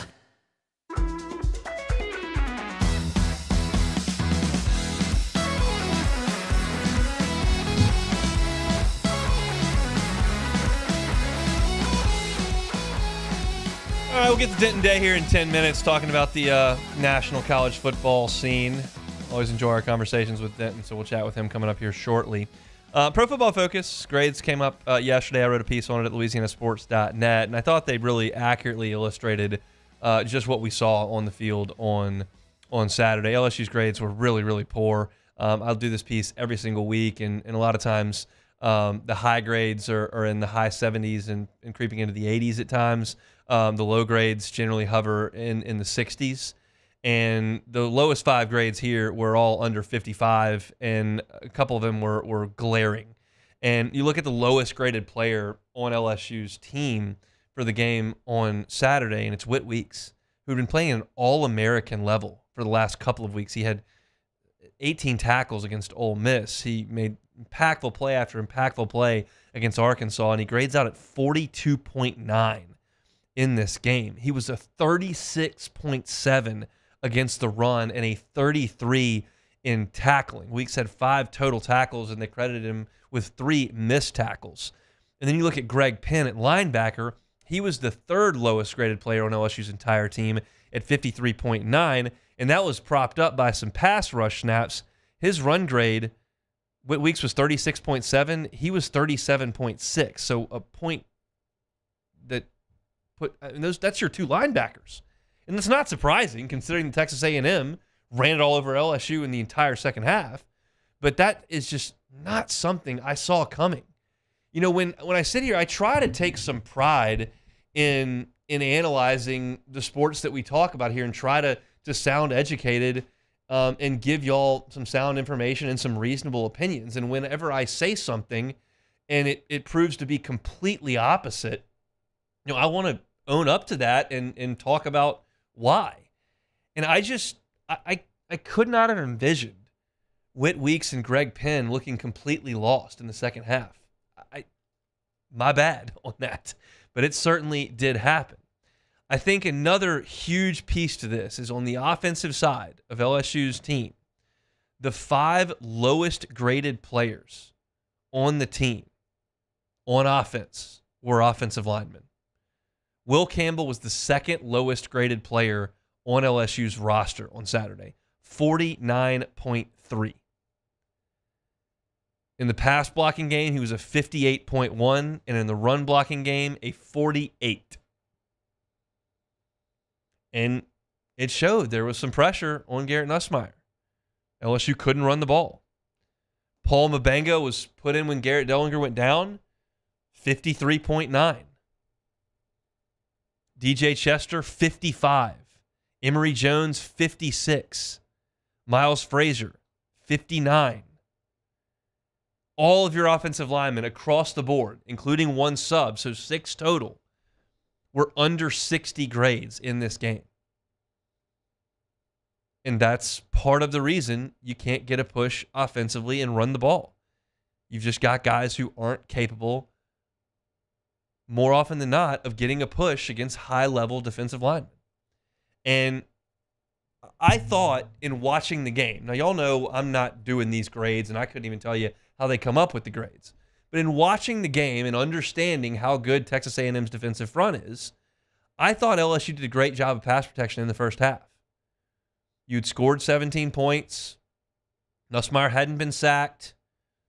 I thought you did a pretty good job. And Mike Elko told the sideline reporter, like, we got to affect him more on third down. We're just not affecting him on third downs. And that's Mike Elko's baby. He wants to get creative and bring pressure from different places, and he wants to show pressure and drop at times and bring surprise pressure. And none of that was getting home to Garrett Nussmeier. LSU was moving the ball. I mean, when you have 17 points scored and you've already missed 2 field goals, like, you're getting into scoring position. And LSU was doing that, but when the time came to try to run it in the second half and then to protect Nussmeier when you got behind, these grades reared their ugly heads. When you look at the highest grades on LSU's team, you got JVR Suggs, who did a good job in pass rushing, got skinny and got into the hole. He graded an 88 because of his pass rushing grades that were so good. He had 21 snaps played. He rushed the passer 5 times, and in those 5 pass rushes, he had a sack and 2 other hurries. So 3 out of 5 pass rushes, he affected the quarterback. That's pretty good. But beyond that, you're looking at Ashton Stamps and Zy Alexander, who both graded in the low 70s. And it didn't matter because A&M didn't throw the ball. Marcel Reed had 2 attempts. So you're not doing a lot if your corners are grading out well. Aaron Anderson graded a 70. Of course, he made the big play on the slant, catch and run for a big touchdown for LSU. And I think he's having a fantastic year, and he showed up in these rankings a couple times. Good to see his home run hitting ability there on that catch and run. And then Gio Paez was the 3rd highest rated player on the team, 71.5. But really a lot of that was on the pass rush where he graded 79.4. And again, Texas A&M didn't pass very much. LSU's pass rush is really good when Wigman's out there. And if Wigman finishes that game, LSU wins it comfortably by a couple of scores, and it's a different conversation. But he didn't. And LSU needed to stop the run, and Paez, whose grade was good for the day at 71.5, was only 60.9 against the run, which is, mediocre. It's not terrible, but it is mediocre. And so I think that these grades accurately reflect what we saw. LSU's biggest issues were at linebacker and the offensive line. Those showed up. LSU's best performances were in a couple of pass rush situations, and then the corners who never had to play.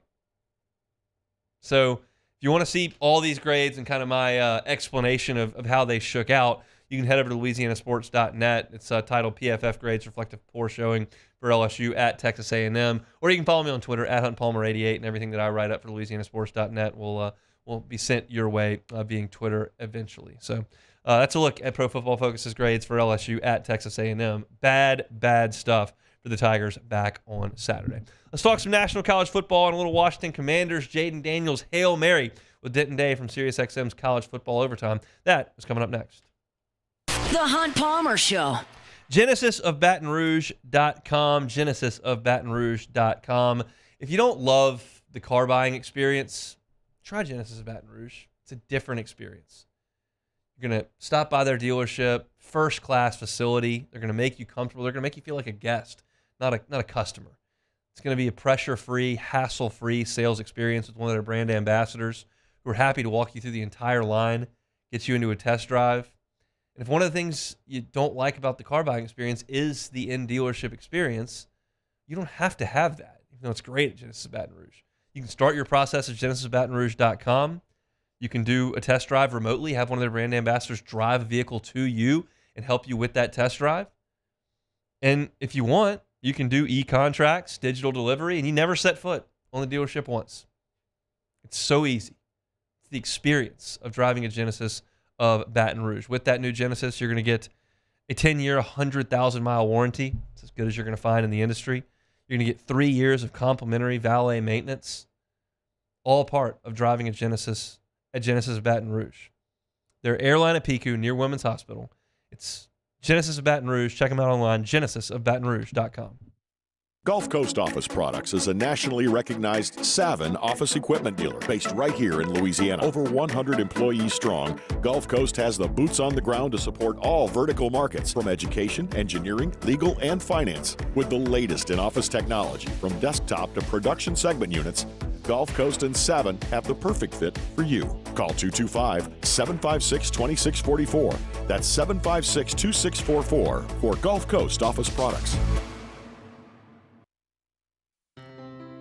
When it comes to ending cancer, we push forward, always working together for you. That's why our cancer experts at Ochsner have clinically integrated with MD Anderson Cancer Center.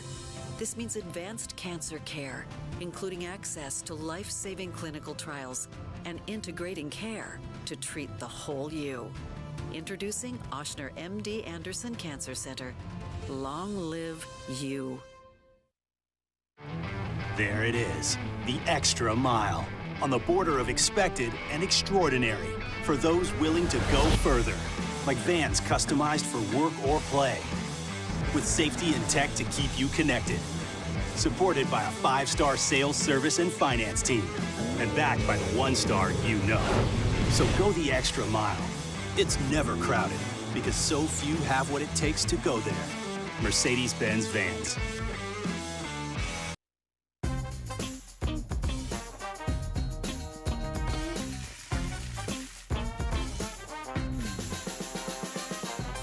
The best kept secret in town is out. Discover Tallulah at the Renaissance Hotel on Bluebonnet.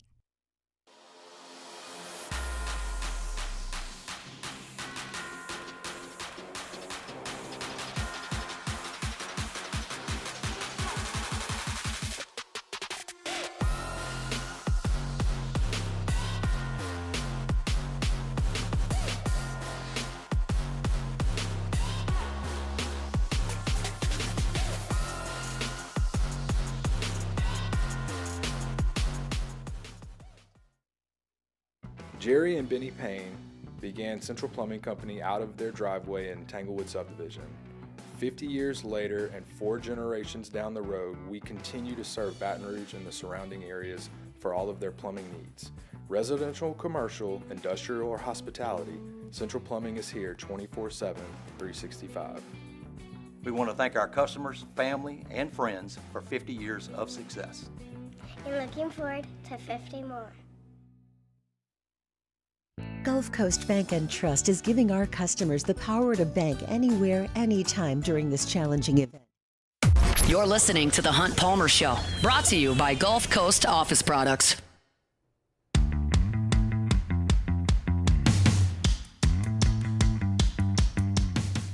Congratulations to Tyler Hunt from Baton Rouge. Tyler is the Week 9 winner in our 2024 College Football Pick'em Contest and wins a Hooters wing party for 10 people. Don't forget to make your picks for round 10 by this Thursday at noon. Weekly winners will receive a Hooters wing party for 10, and the first place season-long champion will receive a 75-inch 4K flat-screen TV and soundbar, plus free Hooters wings for an entire year. It's the 2024 College Football Pick'em presented by Hooters. Tyler Hunt. I'd like to hear that. Congrats, Tyler. Enjoy the wings. Let's chat with our guy, Denton Day, SiriusXM College Football Overtime. But we're not going to start with college football. We're going to start in the National Football League because Denton, we know, is a big Washington guy, and Jaden got it done one way or another yesterday with a Hail Mary against the Chicago Bears. What was your reaction real time, Denton? So, Hunt, it's funny that you asked that because guess who was stuck at a Sunday wedding yesterday during the game? So I was receiving texts from my dad with updates. Then we go in to do a little bit of dinner, which the food was very nice, thankfully. But there wasn't a lot of signal.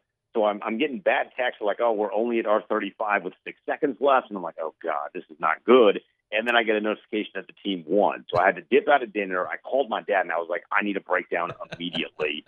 And I've watched the play about 1,000 times since, but it was epic. There's very few guys in the NFL that can make the kind of throw that he made with the touch, the precision, getting the air under it. It was an impressive way to win, and then it was a cherry on the top that he was going up against a fan base in Chicago that had been very vocal that he is actually not that good and that Caleb Williams is the one that's better, and it was not so on Sunday. So it was a very good afternoon. Yeah, statistically speaking, it was a much better day for Jaden than it was for Caleb Williams. But to Williams' credit, he did drive him down there and put that go-ahead touchdown in, but wasn't enough. They left too much time for JD5. How are we feeling about the Commanders' chances as a threat in the NFC right now? Really, really good. I mean, really, really good. We're going to find out a lot in a couple of weeks. They got Philly on a Thursday in November. I believe the date's the 14th. So it's coming up in a couple of weeks. It looks like that's going to be for maybe not the division yet, but it's going to be a step up in that divisional race. You know, Philly's starting to put it together, but I like the chances with Jake back there. He is not, he doesn't miss very often is what I have learned. He steps up in big moments, and I think his first Thursday night game is going to be nothing different in a couple of weeks. We shall see. It's been exciting for us to watch here in Baton Rouge. What was not exciting to watch for us here in Baton Rouge was LSU getting whitewashed in the second half, 31-6, and they lost. It was 38-23 in College Station, kind of a tale of two halves once Marcel Reed came in. What was your read, for lack of a better term, on LSU and Texas A&M on Saturday? I mean, Marcel Reed was the Reed. I mean, he was so good when he came in, and I was stunned that LSU had issues with the Reed option the way that they did, with Marcel Reed beating them with his legs on several different occasions and just not being able to define the ball carrier in the second half. You know, I thought they would be a lot better at that. So it was impressive from the standpoint of Texas A&M. I mean, you had a quarterback come in who completely changed the game despite the fact he only threw 2 passes. If Texas A&M is smart, and I think and I hope that Mike Elko is going to make this decision, like Reed has to be their guy moving forward. You cannot go back to Connor Wegman after that kind of a performance unless you do go with Marcel Reed, and he absolutely takes the number 2 in the bed, but he should be the guy moving forward. I think Texas A&M, it feels like they have a legit chance. Maybe not to beat Georgia, but it feels like they have a legit chance to get into the SEC championship game. So first year under new head coach and Mike Elko getting somewhere where Jimbo Fisher never got you, has to feel pretty good. Yeah, I don't know how the three-way would work out if Texas A&M, Texas, and Georgia all have one loss. That would mean Texas beats Texas A&M, but I don't know how all that works round robin. So I we'll see if that does play out. But I'm with you. I think Connor Wigman has started his last game at Texas A&M. I don't know that he'll even be there next year because he's now had 3 performances that have just been awful. And I just don't know how you come back from that. And I think Reed's probably the guy there for the Aggies. Oregon flexed its muscles against Illinois. They win 38-9. Do you think they're the best team in the country?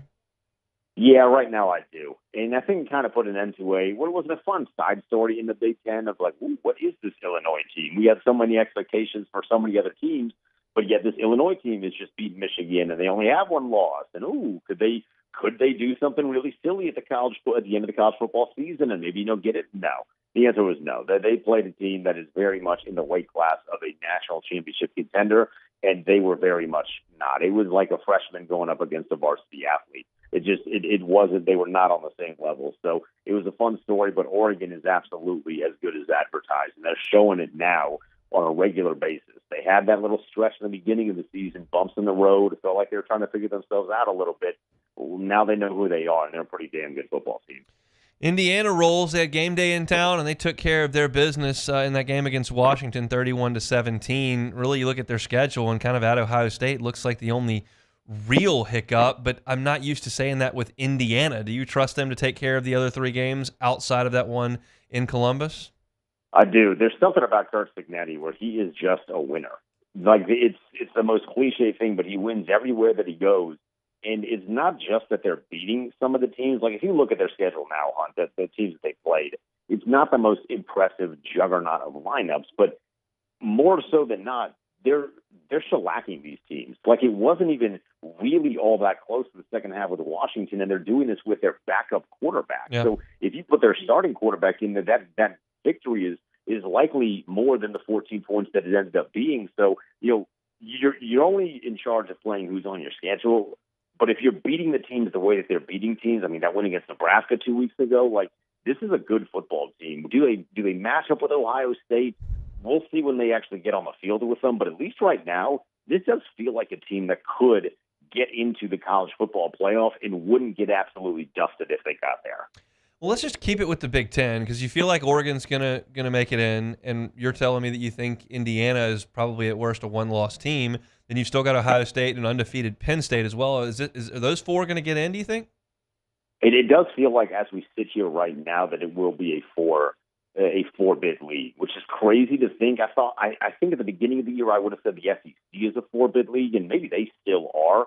But I feel confident right now saying that I think the Big Ten is going to get four. If you're setting their over/under, you're setting it to 3.5, and then you're saying, all right, which one of Penn State or Indiana is either going to get in or to fall short? But it does feel right now comfortably that you could say it's not crazy if they're getting 4 teams if Indiana continues this thing.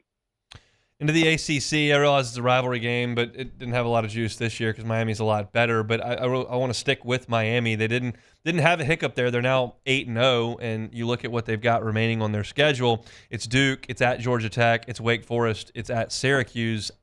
It feels like they're a lock to get in. No. So that's the big question. I was kind of like doing this on Friday night, and I was playing out scenarios in my head. I don't know if Miami can get in if they lose the ACC championship game because of their schedule has stunk. Yeah, it's bad. And it's not their fault. That's just kind of what the ACC is. But their schedule has absolutely been atrocious. So if they get to, let's just say Clemson, right? And Clemson, beats Pitt and Clemson gets in and it's Clemson and Miami in the ACC championship and Clemson wins. Unless they win on the flukish plays, I don't know that Miami gets in with one loss. When you look around the rest of the league and you have the potential like a Texas team that lost to Georgia but beat Texas A&M, or a Texas A&M team that beat LSU, everyone in the SEC is going to have a quality win that Miami does not have. And most of the teams in the Big Ten, even if they have one loss, are going to have a quality win that Miami does not have. So I don't know if they get in if they lose the ACC championship. That's interesting. And I realize we just saw this last year with the ACC, but that was an injury to Jordan Travis more so than it was the disrespect of the league, I think. And if you're looking at a bunch of 2-loss SEC teams, which Bama's got, the Bama LSU winner will have 2 losses if they can get out of the rest of their schedule. You're looking at a Tennessee team that probably has 2 losses if they lose to Georgia. It just feels like there's going to be a handful of SEC 2-loss teams, and if you're comparing them to Miami directly, I'm just curious how that works out. But you seem to think that the SEC team would probably get the nod. If it's a 2-loss team, no. But if it's a 1-loss team, I think there can.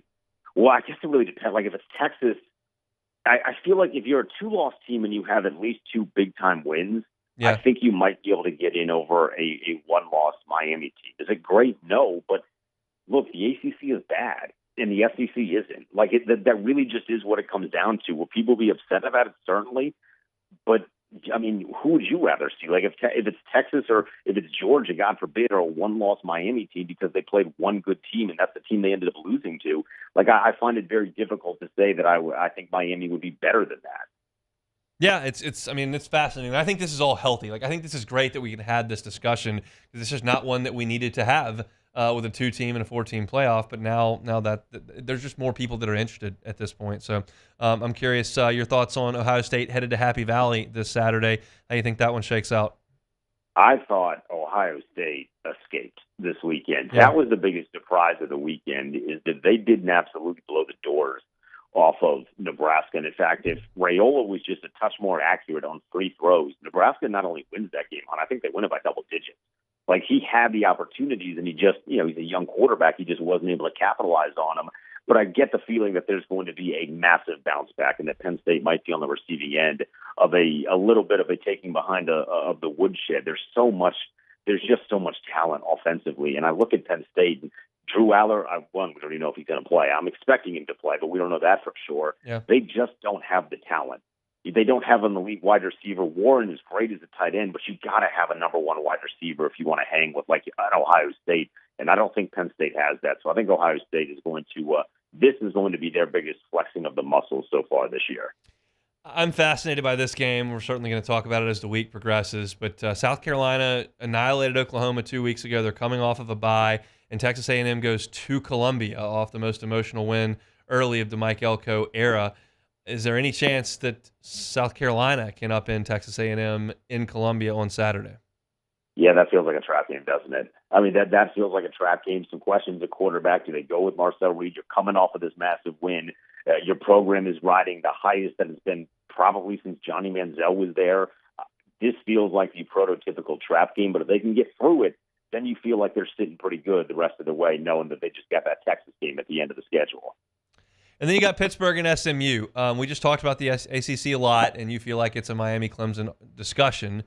Does this game matter? These two teams are unbeaten in league play, and Pitt's undefeated overall. Yeah, Pitt is the team that could really cause the chaos in the ACC because they got SMU. If they beat them, that's a really quality win for Pitt. And then on top of that, you get Clemson in a matter of, I think it's 2 weeks after that, 1 week after that. So Pitt has a really good opportunity to blow up what I hope is the ACC championship of Miami and Clemson because I want to see those two teams play. But, the Pitt Panthers have been a lot of fun. They got a young quarterback. We talk about quarterback play a lot. Some of the quarterbacks across the nation aren't playing well. They got a dude that is. So, if Pitt beats SMU, they're in that conversation certainly now, but the win against SMU really will help that out. Eli Holstein, he's from right here in South Louisiana, just outside of Baton Rouge, so we know him well. He's playing really well for the Pitt Panthers thus far. Denton, we appreciate some time. Have a great week, man. 100% as always, man. Thank you. Denton Day, SiriusXM's College Football Overtime. Always enjoy our Monday discussions with him. Our Monday show is brought to you by Gulf Coast Office Products. Be back and close things out next. The Hunt Palmer Show. Evolve Physical Therapy in Sports. EvolvePT.com is the website. It's great to walk around inside of Evolve. I've gotten to know Robbie Bolton real well, and we walk around in there. They've got just incredible equipment in their first-class stuff that they use to get your rehabilitation process moving, to get you back to being your active self. They can do the isokinetic testing, which tests your recovery and how your muscles are responding and if that strength is coming back. And they're there to get rid of the pain. Pain sucks. And if you can't run or work out, can't play golf or pickleball, or can't pick up your grandkids, if you're an active person, you got pain, and that's why you can't do the things you want to do, go to Evolve Physical Therapy in Sports and let them help you. Maybe it's cupping. Maybe it's dry needling. Maybe it's scraping. They can do soft tissue manipulation. Don't go pay for a massage. Use your insurance and go to physical therapy. Evolve Physical Therapy in Sports. Robbie Bolton's been at this for 2 decades, worked with some professional athletes, and he's happy. He and his team are happy to work with you. It's Evolve Physical Therapy in Sports. EvolvePT.com. EvolvePT.com. Evolve Physical Therapy in Sports. Bayou Chrysler Dodge Jeep Ram can get you in a new 2024 Ram 1500 truck for only $32,898. $32,898 for a new Ram 1500 truck. All new Bayou Automotive vehicles come with a complimentary 7-year powertrain warranty. The crew at Bayou Automotive is going to do right by you.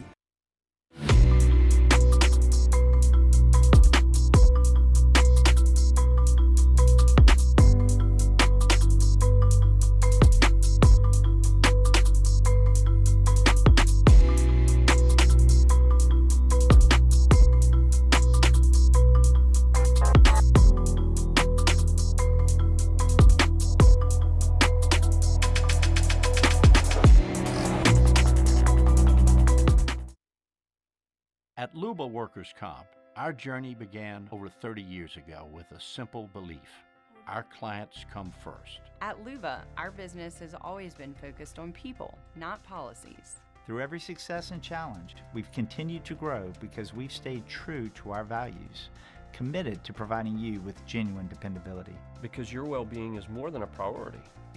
It's our purpose.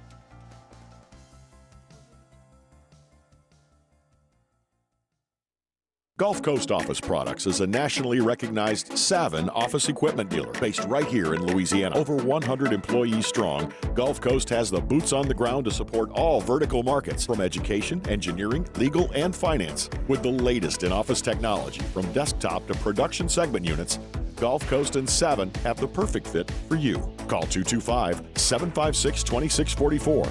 That's 756-2644 for Gulf Coast Office Products.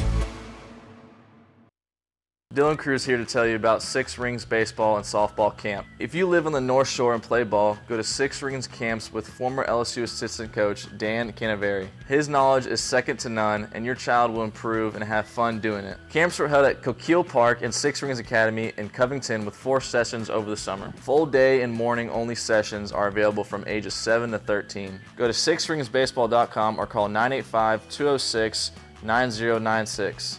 Learn the game to love the game.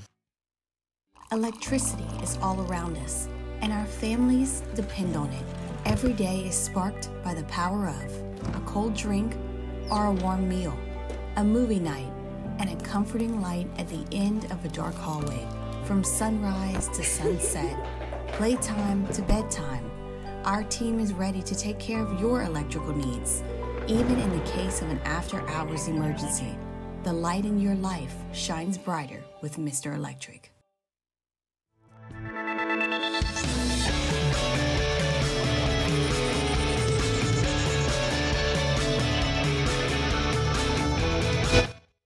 This is the Hunt Palmer Show, brought to you by Gulf Coast Office Products.